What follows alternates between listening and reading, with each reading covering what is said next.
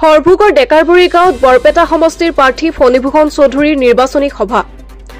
বৰপেটা জিলাৰ হৰভোগৰ ডেকাৰবুৰী যুৱ সমাজৰ সৌজন্যত ৩ নং বৰপেটা লোকসভা সমষ্টিৰ ভাৰতীয় জনতা পাৰ্টি, অসম গণ পৰিষদ দল, UPPL দলৰ মিত্ৰজোঁটৰ প্ৰাৰ্থী ফণীভূষণ চৌধুৰীৰ সমৰ্থনত নিৰ্বাচনী সভা অনুষ্ঠিত হয়।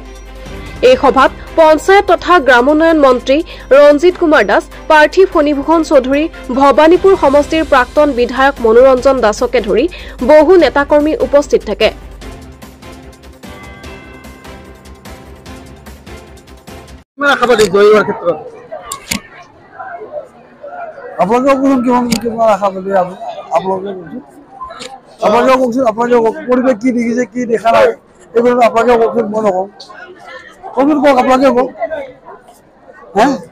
CPM পাৰ্টিগৰাকীয়ে কৈছে যে তেওঁ জড়িত আপুনি পৰাজয় হ'ব। এইটো আপোনাৰ মই একো মন্তব্য নিদিওঁ।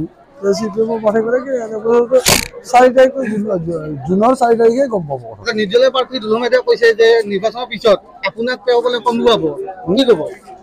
নাই এতিয়া মই আকৌ এইবিলাক আকৌ মন্তব্য নিদিওঁ। এইবিলাক বস্তুটো খন্দালৈকে আমি হাতী আমি গতি কৰি আছোঁ। ওচৰে পাজৰে হেৰি কৰিব আৰু অসমৰ জন্তুবিলাকে চিঞৰি বহি থাকে।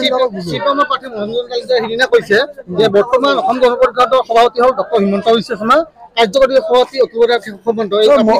তেওঁৰ মটিভ্ৰম হৈছে, সেইকাৰণে এইবিলাক কথা কৈ আছে। এইটো অসমৰ ৰাইজে জানে অসম গণ পৰিষদৰ সভাপতি কোন, কাৰ্যকৰী সভাপতি কোন, এইটো অসমৰ জনসাধাৰণে জানে। গতিকে এইটো যদি CPMৰ যদি মনোৰঞ্জন তালুকদাৰে যদি হৰভোগৰ পৰা চহিজুল আলীৰ ৰিপৰ্ট, নিয়মীয়া খবৰ।